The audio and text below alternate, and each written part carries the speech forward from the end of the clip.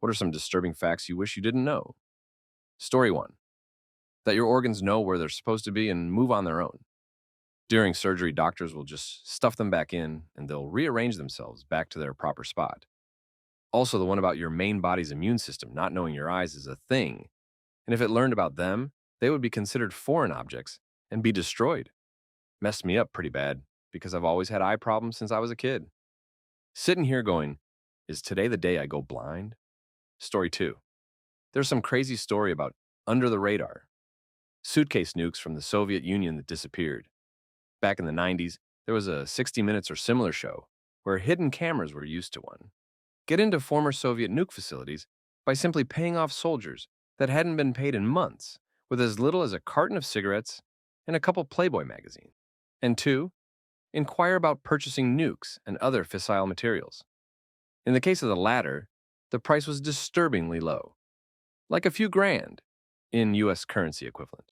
Sometime in the last 20 years, there was a news story about US feds making a sting where they were able to purchase weapons-grade yellow cake uranium. The product was actually legit. Needless to say, this is really bad for over 8 billion reasons. Story 3. Microplastics are found in human blood, organs, and even placentas. These tiny plastic particles, which come from things like degraded plastic waste and synthetic fibers, are so persuasive in our environment that they've made their way into our bodies through the food we eat, the water we drink, and even the air we breathe. While the long-term health impacts are still being studied, the idea that plastic is now part of our biological system is pretty unsettling. Story 4. Chemotherapy and/or radiation treatment, and also type 1 diabetes, really ruins your arteries and you may survive cancer, but not your later heart attack, vision loss, or loss of appendages. By ruins, I mean they don't just get blocked. They almost look shrunken or atrophied, thready. You can't thread a wire through them for stents, and they are no longer good targets for bypass, and so that won't help you either. Story 5. That everything in our universe is made up of only a fraction of the matter that was created during the Big Bang. There was also a time in the very early universe where the space between atoms was so small that not even light could pass through. Because the universe expands at a rate faster than light, many of the stars and galaxies in the night sky do not appear as they do today. In other words, when you view a distant star, you are also viewing the distant past. It's the closest thing we have to time travel. Story 6. Electric cars are worse for the environment than standard combustion engine vehicles. The production of the batteries alone requires mining for the lithium, as well as just being a very long and messy process. The production of one electric car also produces 80% more carbon than normal cars. Plus, electric cars are just boring. They can also explode unprovoked and require software updates. You also need better electrical infrastructure to support the load of the chargers, which also means we need more power plants. And before you say renewables, they can't pick up the slack from carbon-producing power plants. And 0 to 60 isn't why I buy a car. It means nothing to me. Story 7. How the rest of the world lives. I've been to Uganda and India. Ugandan kids live in grass and mud huts, eat raw sugarcane and African potatoes, and just want to learn, but will probably work in a sugar plantation or die young. Indian kids are taught to do anything to get a small amount of money, and that carries through their life, even selling their younger siblings if they can. And here I was growing up in suburban America, complaining about school and listening to Blink 182 on my Discman. I still want to take my kids to Uganda, though, so they can better appreciate what we have, and then reply to this thread when my dad took me to Uganda. Story 8. Just heard about this one. A hospital in Kentucky pronounced a man brain dead so they could harvest his organs after he overdosed in October 2021. They began their routine viability checks. He woke up during a viability cardiac cath, which sent some personnel over the edge and speaking out. They were quickly dismissed by CODA, Kentucky organ donor affiliates. His sister also reported that she saw him crying with his eyes open as he passed her during his honor walk to OR for harvest. Her report was also dismissed. In OR, some of the operating physicians refused to continue with the procedure, as they reported he was thrashing and bucking the vent. CODA was not pleased and requested additional surgeons to proceed despite this calling his behavior involuntary. There was no one available to step in. Surgery was canceled. The man is alive and well today. Many of the staff, including physicians, reportedly needed therapy after this experience. A hospital in Kentucky absolutely tried to lie and steal my husband's organs. They lied and said he was on the donor list when he wasn't. He wasn't brain dead and could breathe on his own. We came head to head with both sides, threatening court, emergency injunctions, etc. In the end, they gave up because they said he probably wouldn't die in the 90 minutes they needed him to die within. They lied to us about everything. Story 9. Places like McDonald's and Wendy's and even Walmart in certain states use prison labor paying prison wages to the inmate they have working just like all the other workers performing the same tasks. People get denied parole, and many think it's due to these companies wanting cheap labor. If they're adjusted well enough to work, just like the other non-inmate workers, then why deny parole? They're also not allowed to refuse to work. It's literal slave labor. Story 10. Sloth bears have long claws, and when they attack, they go straight for the face. When a study was done on 48 victims, all but 2 had heavy facial involvement, especially in the eyes and mandible area. Aside from that study, sloth bears have long been known for their proclivity for facial mutilation. They don't even necessarily go for the quick end like other bears. They just mangle your face while ending you. Story 11. Before the advances in early modern medicine that started taking hold in the late 1800s, even washing hands was laughed at. Doctors were trained in an apprenticeship more often than some rigorous classroom with a defined curriculum. Seasonal diseases like scarlet fever, typhus, smallpox, cholera, dysentery, and many more were so common outbreaks, didn't always get a mention in books or newspapers. They believed bad air, miasmas, caused diseases. Some families didn't name a child for days or weeks just in case the infant died or something. Infants and toddlers who died were often buried with the next adult, relative or not, in a small box provided by the undertaker for free to those who couldn't afford a small coffin. And often there is no record of the burial. Well into the early 20th century, these things were normal. The level of medical knowledge, science, and care we know today, as flawed as it might appear, is new. Maybe 100 years old now. Still boggles my mind. Story 12. Armadillos are naturally infected with the Mycobacterium leprae bacteria that causes leprosy, and it can be transmitted to humans. Likewise, and although less than 1%, bats are the most commonly reported animal to have rabies in the United States. The frightening thing about a bat bite is that it often goes unnoticed due to their tiny teeth, which can leave no visible mark, cause no bleeding, and may not be painful. Lastly, as someone who's been rescuing turtles from roadways since childhood, it's important to remember that their shells and skin can carry salmonella.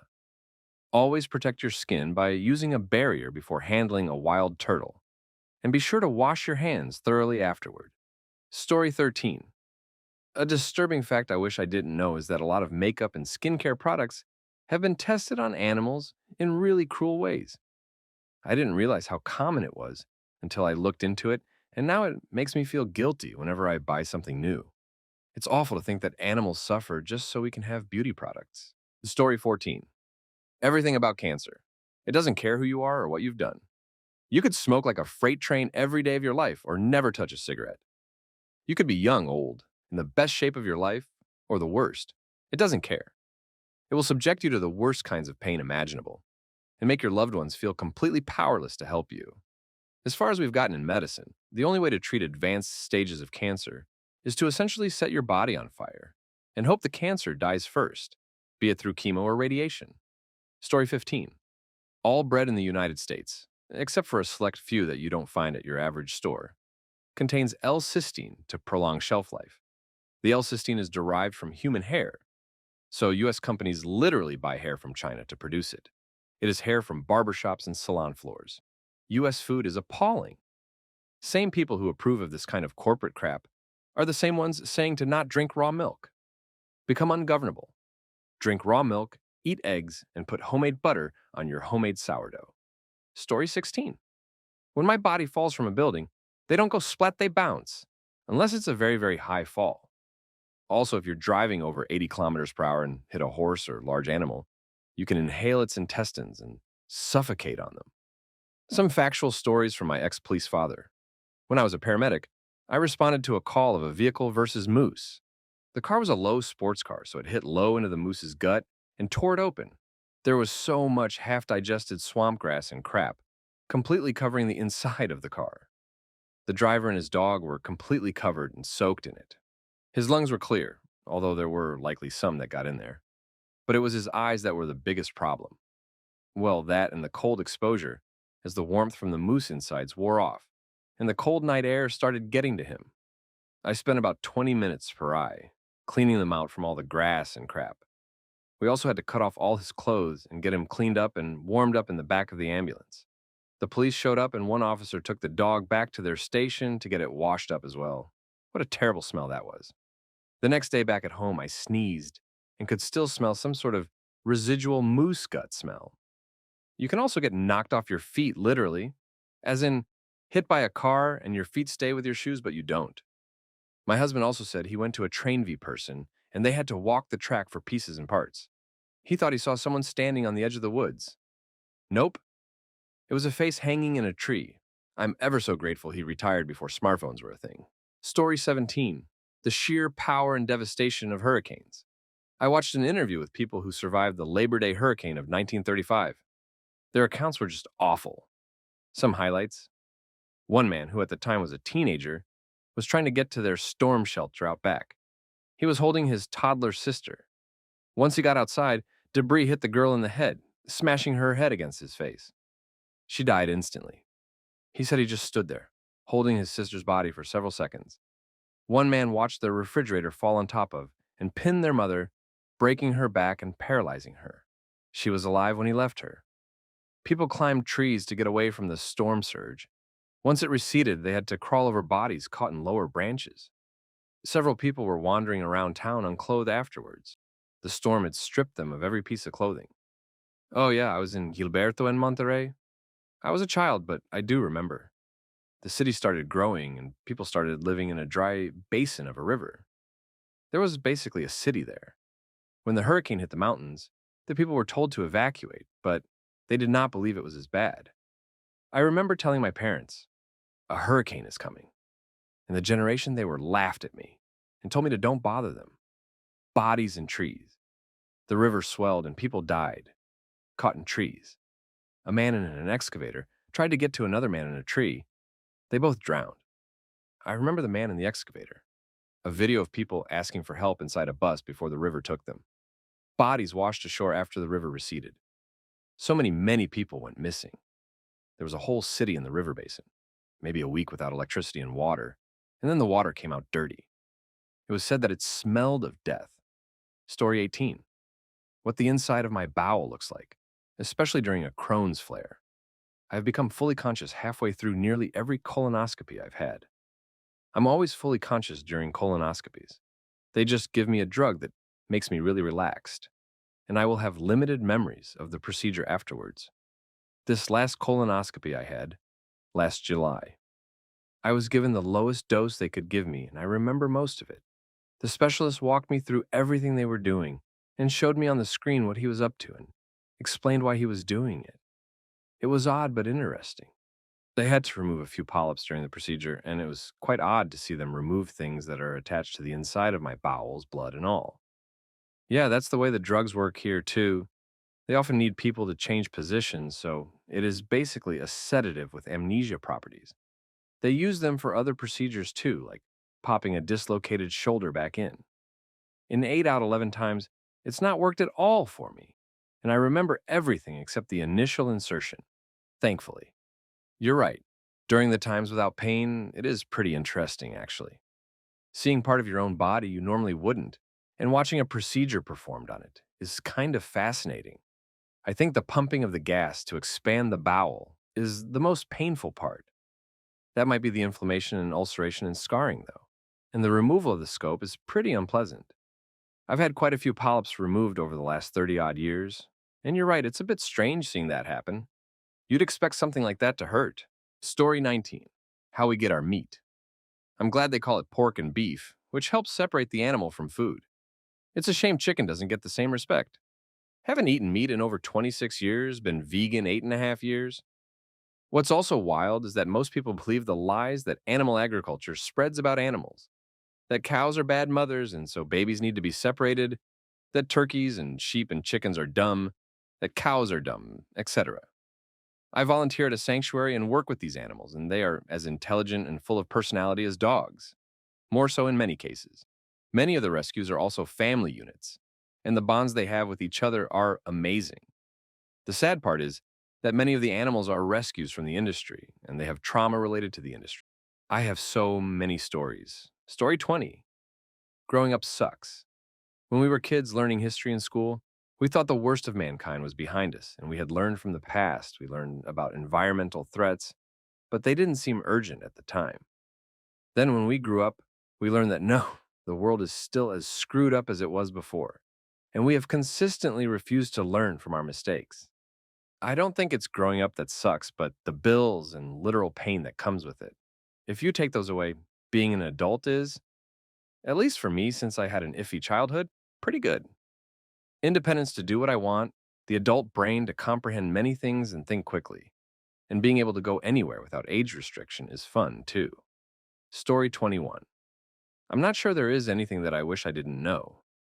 Yeah, I know and have read about more disturbing things than I can recall, but I don't believe that I would like to have never known them. As bad as they are, they're still snapshots of the reality of the time. And I think more people should know what evil really is, so they are able to appreciate the good things in their lives even more. Story 22. How Chicken McNuggets are made. Have you worked in a chicken plant? Because I have, and it's not as big of a deal as everyone thinks. It's just chunks of chicken ground up, seasoned and formed into shapes, then flash fried and frozen. There's nothing gross in them. When Jamie Oliver was filming a TV show trying to encourage more healthy eating, he took some children to a plant to show them how mechanically reclaimed meat is made. They still wanted the McNuggets and preferred them to his own version. Some kids may have gone ew at the pink slime, but we're still happy to eat it after processing. Story 23. Fact, due to how polluted Vegas is, when they saw the sky clearly, they thought something was wrong. My mom grew up in Los Angeles before California got its act together about air quality. She went on a business trip to Atlanta with my dad and was like, "Was there a huge storm right before we arrived? Why is the sky so blue?" He had to explain to her that, no, that was normal. Of course, now the skies in LA have improved quite a lot, and Atlanta is hazy and smoggy. Story 24. I saw this old video comparing 1-year-olds and how they reacted to their environment, specifically, toys laid out in front of them. The kids that had been in happy and stable homes were curious about the toys and would play with them, put them in their mouths, general baby stuff. But the ones that were in unstable, unhappy homes were scared to even touch the toys and kept looking around with worried facial expressions.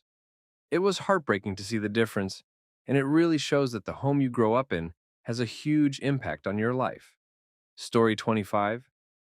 Some people don't hear their voice or anything when they think to themselves. I was in college and at a large group all learning how to be teaching fellows, glorified tutors.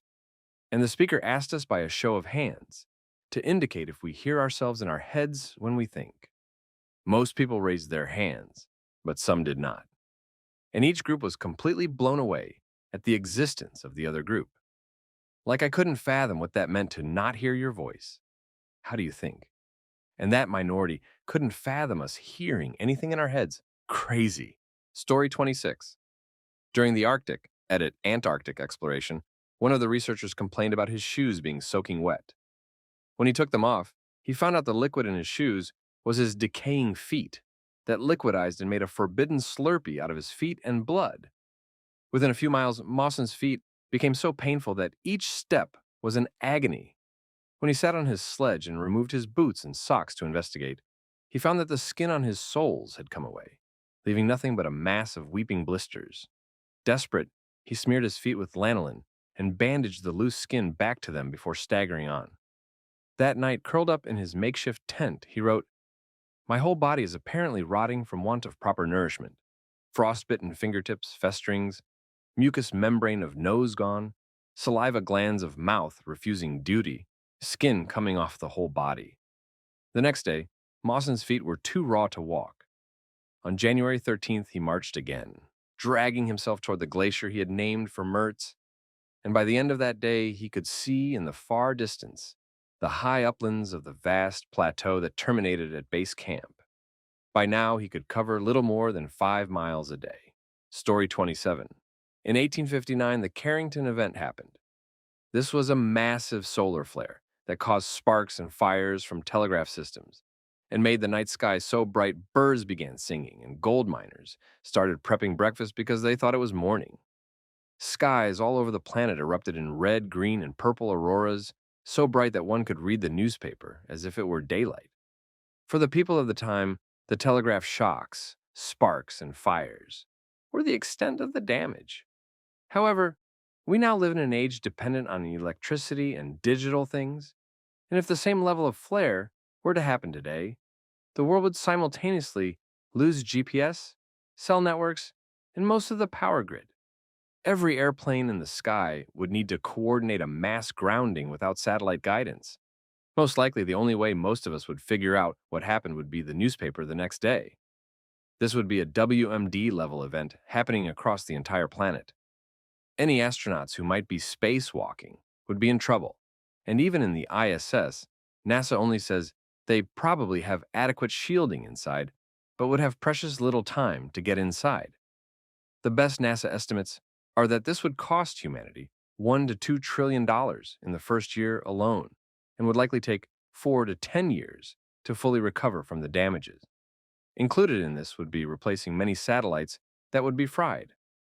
Luckily, every part of the sun is being constantly watched by scientists, so we would see it coming. But we would have only a few minutes of warning from the moment the flare happens to when it hits our planet.